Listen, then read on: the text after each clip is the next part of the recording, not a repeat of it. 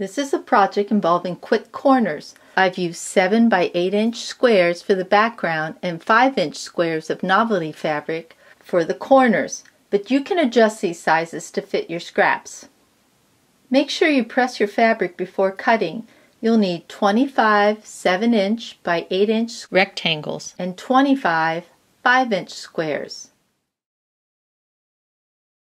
For each rectangle, you'll be using 1 square placed in the corner. Put right sides together, pull back the fabric to see where your design lies, and then adjust if necessary. I think I need to turn this. Let's see how that looks. Yeah, I like those signs going in that direction. So now I'll take this over and press that diagonal. My diagonal's been pressed, and I'm ready to take this over to the machine.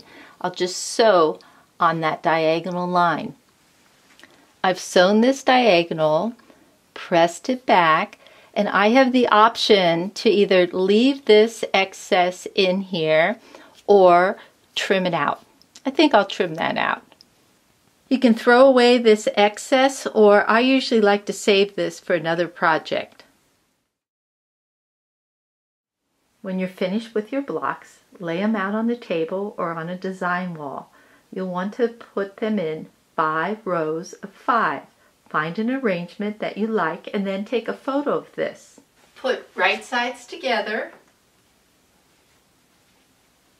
This is the side that I'll be sewing, so I like to hold that in my hand and then stack these sections up one after the other, making sure to hold the side to be sewn in my hand.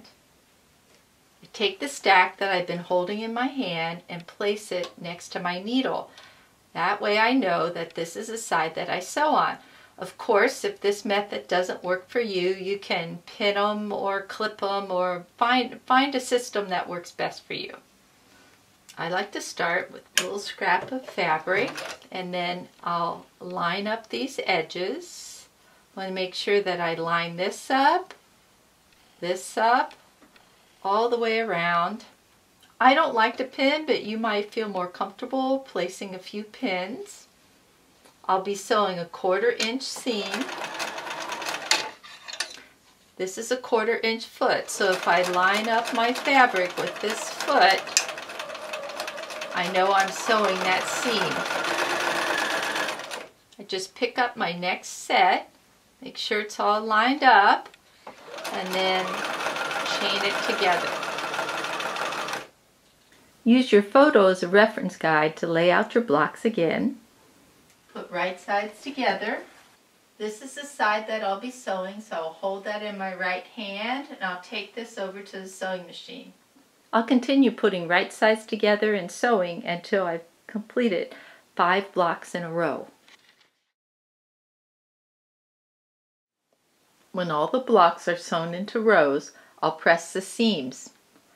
I like to press the seams in the first row in the same direction. In the next row, I pressed all the seams in the opposite direction. This helps when I have to match the intersections. After pressing, I took the first 2 rows and put right sides together, matched the seams, and then pinned. I did the same thing with rows 3 and 4. Let me give you a close-up of one of these rows that have been pinned. So I pin the beginning, and I come to where these 2 seams meet. Let me pull this back and show you what happens in here. Because of the way I press, I have what I call a valley here, it's flat, and a hill right here. I have the same thing on this row, but the valley is here and the hill is on this side. When I put these 2 seams together, they want to nestle because both of the hills are pushing against each other. So I can feel that best with my finger, and when that happens, I'll put a pin there. I did that all the way down this row. Now I'm ready to sew. I like to start with a feeder piece of fabric. I'll be sewing that 1/4 inch seam. Make sure you take the pins out as you sew. I like to use my scissors or a stiletto when I take out that pin, sort of hold things in place. I'll sew all my rows in this manner. I've sewn all the rows together and I've pressed the seams in the same direction towards the top. I've layered my top, batting, and back, and I'm ready to baste the quilt for machine quilting. After basting my quilt with safety pins, I quilted in the ditch and then added binding. For a copy of the directions for this quilt and the supply list, please email me at learnquilting@gmail.com. Hope you decide to try out this quick corner quilt. I've provided some links below for more free videos involving quick corners. Thanks for visiting learnhowtoquilt.com. Please like us on Facebook and share with your friends.